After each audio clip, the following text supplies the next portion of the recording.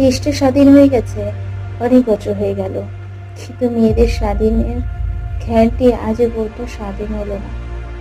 এই স্বাধীনতা দিবসের দিনে সবাই সাত পতাকা উত্তোলন করে স্বাধীনতা দিবস পালন করে, কিন্তু এইসব ঘটনা যে ঘটে যাচ্ছে তার বিরুদ্ধে প্রতিবাদ করার মতো লোক অনেক কম মিলবে। তারা সবসময় অপরের দোষটাই খুঁজে বেড়ায়।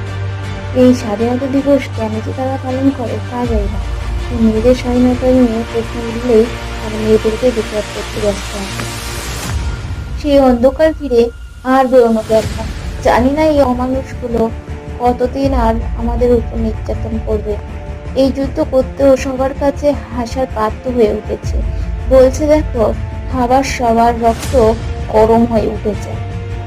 এই শুরু হলো কয়েকদিনের যাত্রাপালা, তারপরই সব শান্ত হয়ে যাবে।